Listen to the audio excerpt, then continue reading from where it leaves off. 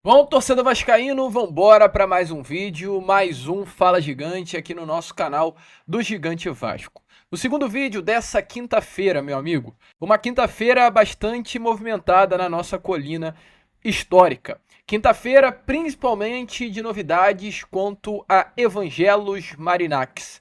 Uma especulação que foi iniciada lá na semana passada se tornou realidade.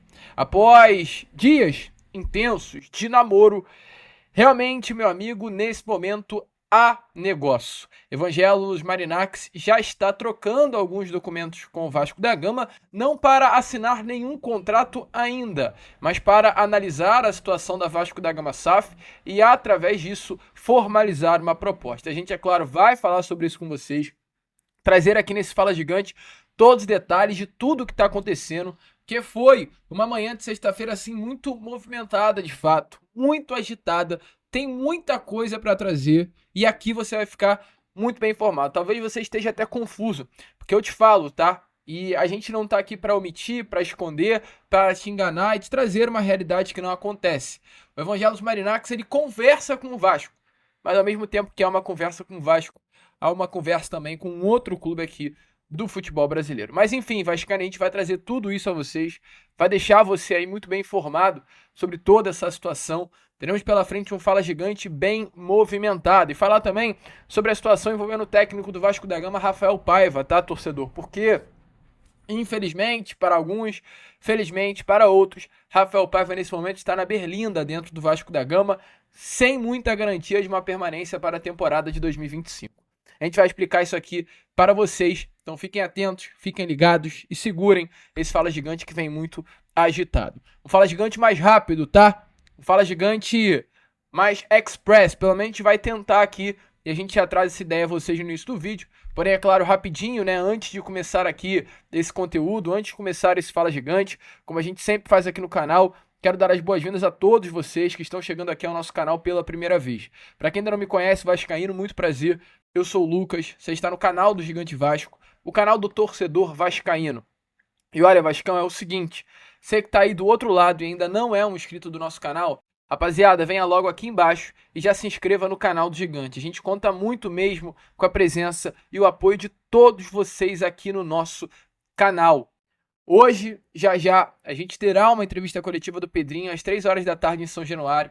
Eu estarei partindo para essa entrevista coletiva. E o vídeo, o Boa Noite Gigante, vai ser exatamente sobre essa entrevista coletiva. Mas a gente está postando esse Fala Gigante agora, 12h30. Então o que acontece? Lá no nosso Instagram, Lucas Moretti, _ Lucas Moretti. E lá no nosso Instagram, canal do Gigante.Vasco. A gente vai estar trazendo todos os detalhes de tudo que rolou nessa entrevista coletiva ao vivo e em loco, antes do vídeo na parte da noite. Então, assim, é um recado para você. Se você quiser antecipar as notícias, quiser saber tudo o que a gente entendeu lá na entrevista coletiva do Pedrinho, de uma forma mais rápida e antes do vídeo do YouTube, vá no nosso Instagram que você vai ter conteúdo lá direto. Show? Vambora! Então falar de Vasco. A começar aqui primeiramente falando sobre essa situação envolvendo o técnico Rafael Paiva. O que temos a trazer a vocês nesse momento, nesse Fala Gigante. Paiva é um técnico que, assim, na minha humilde opinião, sincero, a gente tem que agir com sinceridade nessa situação. Foi um técnico que tirou o Vasco de um clube que iria cair para a Série B do Brasileiro e colocou o Vasco num clube que hoje está entre os 11º colocados, na 9ª colocação, com possibilidade real e iminente de pegar uma classificação para a Libertadores 2025. Mas posso ser sincero ao mesmo tempo, porque o Paiva tem um aproveitamento muito bom no seu primeiro momento. Mas o que me preocupa, e assim, é uma questão a ser pontuada, é que hoje o aproveitamento do Paiva é horroroso, gente. Nos últimos 12 jogos, o Paiva tem 2 vitórias, 6 derrotas e 4 empates. É um aproveitamento muito ruim. E o meu maior questionamento é: será que esse bom aproveitamento do Paiva nas suas primeiras partidas se deu muito mais por uma chegada do Pedrinho, uma motivação do grupo, por uma união do elenco, ou por competência do próprio Paiva? Eu não quero tirar o mérito dele, mas eu só quero que a gente entenda de uma forma geral. O Pedrinho é um presidente que conhece de bola, que conhece de futebol. E ele não terá problemas em demitir o Paiva. E por que eu tô falando isso? Porque o Pedrinho é alguém que vê o dia a dia no CT Moacir Barbosa. O Pedrinho foi alguém que, com 4 dias de jogo, demitiu o técnico Álvaro Pacheco por entender que no dia a dia do CT, no treino, as coisas não estavam funcionando. Então, simplesmente, se o Pedrinho entender, e por isso que eu estou muito confiante, estou muito confortável com essa situação do Paiva. Ao mesmo tempo que eu entendo que o desempenho dele no primeiro momento foi muito bom, eu também entendo que hoje o desempenho dele é horroroso. Mas aí eu também fico calmo, porque pelo fato do Pedrinho ter demitido o Álvaro Pacheco em 4 dias, porque de acordo com ele o campo, meu amigo, não estava respondendo, porque de acordo com o Pedrinho ele via o dia a dia no CT Moacir Barbosa e via que as coisas não iam fluir de forma alguma pelos treinos do Paiva. Eu tenho convicção que se o Pedrinho tá vendo o dia a dia do CT, ele tá entendendo o que tá acontecendo com o trabalho de Rafael Paiva. Eu falei agora Paiva, mas era o Álvaro Pacheco. Se ele vê que o dia a dia, o treino, o trabalho do Rafael Paiva não tá rendendo frutos, o Paiva não tá conseguindo mais entregar, ele vai demitir e eu vou ficar tranquilo com isso. Então essa é a situação. Hoje, a permanência de Rafael Paiva, ela não é assim, nem um pouquinho garantida. Dificilmente, inclusive, o Paiva vai seguir como técnico para a temporada de 2025. Internamente, muitas coisas que aconteceram trazem essa instabilidade do Paiva, né? Do comando técnico do Vasco da Gama. E um desses muitos pontos que rolaram foi agora, na semifinal da Copa do Brasil contra o Atlético Mineiro. Qual foi esse ponto? O Vasco perdendo o jogo. No segundo tempo, o Paiva coloca um atleta que não era utilizado há meses e não foi utilizado após aquela partida, que foi o Rossi. Ao meu ver, aquilo foi uma situação completamente incoerente. Até porque se o Rossi fosse uma peça importante, ele entraria no jogo contra o Atlético e continuaria entrando nos próximos jogos, o que nitidamente não está acontecendo. O Rossi não é uma peça hoje utilizada pelo Vasco da Gama. Rafael Paiva não utiliza o Rossi, mas na semifinal utilizou o atacante na ponta direita. Informações aqui, isso incomodou alguns pares da diretoria do Vasco da Gama, que foi tratada realmente como uma escolha completamente incoerente, que o Rossi não atuava há 3 meses. O Rossi foi um jogador que a própria diretoria tentou a rescisão contratual no meio do ano, e o Rossi é um atleta que entrou em campo na semifinal da Copa do Brasil e desde já não entrou novamente. Então, assim, são situações que hoje fazem com que o Paiva tenha uma grande insegurança para permanecer no cargo de técnico do Vasco no ano que vem. Concorda? Deixe a sua opinião aí nos comentários sobre o que você acha de toda essa situação aí envolvendo o nosso Cruz Maltino. Show, Vascão? Prosseguindo aqui com o vídeo, para fechar, é claro, vamos para o principal assunto, vamos trazer tudo que rolou, né? Qual é a situação e a gente precisa voltar um pouquinho atrás. Vamos regredir um pouco. Lá na semana passada, primeira fonte foi o jornalista Jorge Nicola. Ele trouxe a informação de que o Edu Gaspar, e é daí que começa tudo, foi contratado por um grupo de um multibilionário grego, o grupo do Evangelos Marinax. Esse multibilionário grego tem o Olympiacos, tem o Nottingham Forest e tem o Rio Ave de Portugal. E foi-se contratado o Edu Gaspar por esse grupo para expandir o grupo, para aumentar o conglomerado de clubes que se há nesse grupo, com o objetivo de investir no Monza da Itália e identificar na América do Sul, e aí é legal a gente entender esse ponto, identificar na América do Sul, Brasil, mas América do Sul de um modo geral, um clube para investimento. O Edu Gaspar fez uma primeira varredura e o Vasco foi se colocado à mesa. O Vasco já está na mesa de Evangelos Marinax há algum tempinho. Essa informação ela foi vazada, ela foi divulgada, e a torcida do Vasco tem uma grande influência nisso. Porque após esse primeiro momento de informação dada, a torcida do Vasco simplesmente invade as redes sociais de Evangelos Marinax e do seu filho Miltiades Marinax, e a família desse rapaz, a família Marinax, ficou completamente encantada com o tamanho da torcida do Vasco. Nesse momento, é claro, né, há um despertamento por conta do engajamento da torcida do Vasco.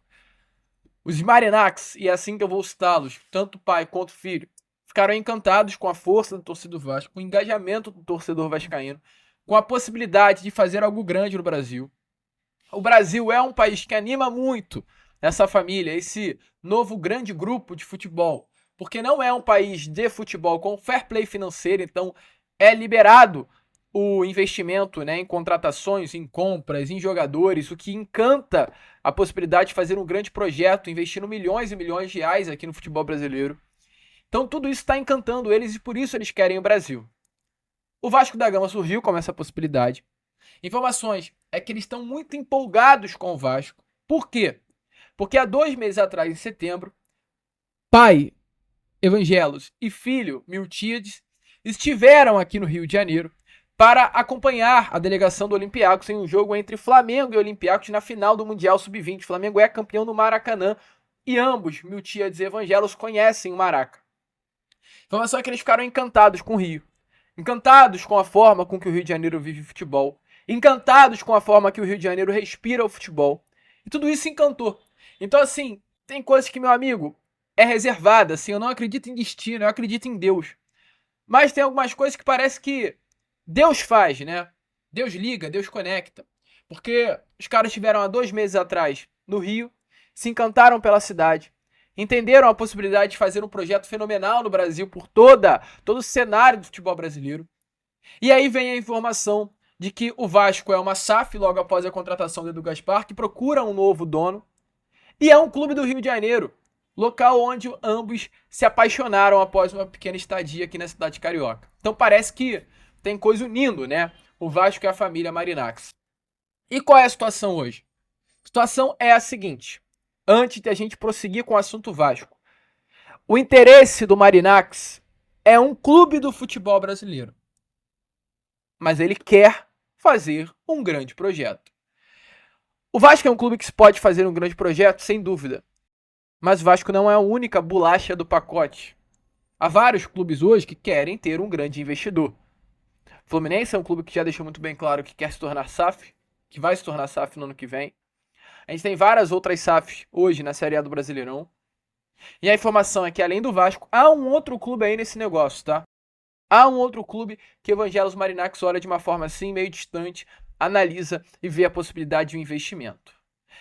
Mas hoje, realmente, quem está mais próximo, mas não é o único, e é importante trazer a vocês, a gente não está aqui para mentir para ninguém, a gente está aqui para falar a verdade, e a verdade é essa.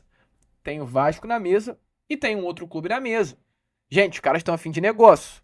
Se eles entenderem que o Vasco não é um bom negócio, esquece, os caras vão em outro. E é normal, é normal. Mas os caras gostaram muito do Vasco, da força da torcida, do poder, do amor do torcedor, do engajamento do Rio de Janeiro. Tudo é um contribuinte, mas não é uma certeza. E qual é a situação hoje envolvendo o Vasco, então? Ontem a gente teve informação que eles sinalizaram com interesse. E hoje a informação que a gente tem é que avançou muito além de apenas uma sinalização, tá? Informações é que já houve o início de troca de documentos. O Evangelos Marinacci, ele sinalizou esse interesse, a negociação avançou e houve uma troca inicial de documentos e informações. Lucas, o que significa a troca de documentos? É para o Evangelos Marinacci assinar um contrato? Não. Mas é para o Evangelos Marinacci entender o que é a SAF do Vasco e como funciona a SAF do Vasco da Gama. Para isso que há essa troca de documentos. É passado para ele o panorama geral da SAF do Vasco da Gama e através desse panorama geral da SAF do Vasco, de reuniões, de rodadas de reuniões, de conversas, é feita uma proposta. Então hoje o Evangelos Marinacci ele quer entender o contexto todo da SAF do Vasco para, a partir do momento que entender o contexto da SAF do Vasco, poder fazer uma proposta. Essa é a informação. Informação ainda segundo aí o blog, né, do jornalista Diogo Dantas, lá do jornal O Globo, é que nesse momento, tá, vem se fazendo um grupo, né, de empresários aqui do Brasil, empresários brasileiros, uma intermediação, tá? Informações aqui, empresários que já têm até abertura em clubes do exterior, é que vem fazendo essa interlocução entre o grego do grupo Marinacci e o Vasco da Gama. Então, um grupo de empresários, agentes de bola, de futebol, vem fazendo essa intermediação, entre Evangelos Marinacci e o clube de regatas Vasco da Gama. Então, negociação hoje entre Vasco e Evangelos Marinacci, sim, está em uma nova fase. Hoje o grego quer entender a situação da SAF Cruz Maltina para dar esse pontapé inicial, entender qual é o aporte que deve ser feito, entender qual é a grana que o Vasco precisa, entender qual é a situação do Vasco da Gama, entender a questão judicial, que creio que vai ter que quebrar a cabeça para entender. O Vasco hoje ele precisa encerrar essa questão na justiça com a ICAP. Importante lembrar que o Vasco, como clube, como associação, tem 30% das ações da SAF, a ICAP tem 31%, tem 39% que estão sob júdice, terá uma arbitragem da FGV para decidir para onde irão esses 39%, então tem muita confusão, essa confusão precisa ser resolvida antes de uma venda acontecer. E aí, meu amigo, cabe ao Evangelos Marinax entender, né, se vale a pena ou não entrar, infelizmente, nessa barca furada que a 777 fez da Vasco da Gama SAF. O Vasco não é uma barca furada.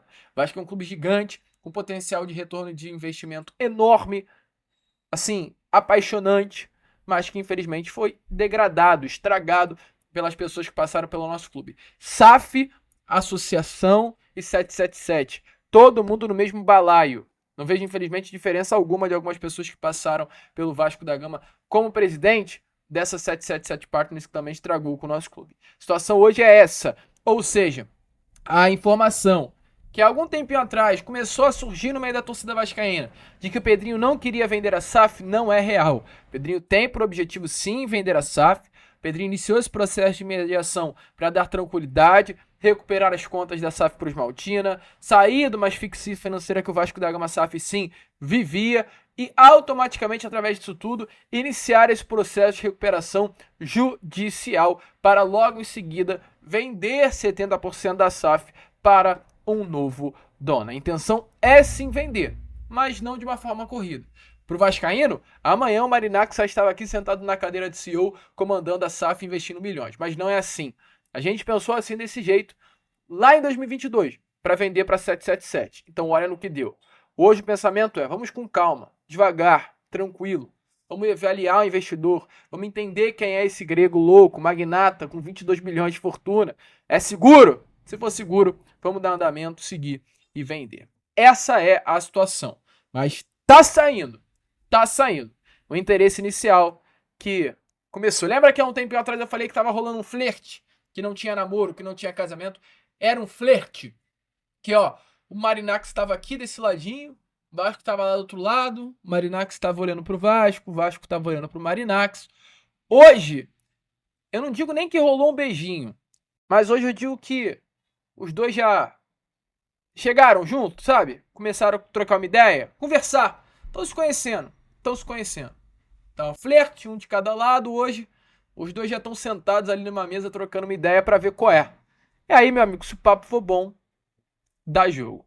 A ver as cenas dos próximos capítulos. Vamos aguardar, vamos esperar. Muita coisa ainda vai acontecer. Como a gente gosta de falar aqui, muita água vai rolar embaixo dessa ponte. A gente fica por aqui agora. Esse foi, tá, o nosso Fala Gigante. Segundo vídeo já, direto de São Januário, 3 horas, 4h30, 5 horas, 6 horas. A gente tá aqui, mas lá no nosso Instagram antes. Fechou? Vamos que vamos, vascaíno. Se inscrevam, compartilhem, vídeo corrido, rápido, porque a gente tá partindo pro caldeirão. Valeu? Saudações vascaínas.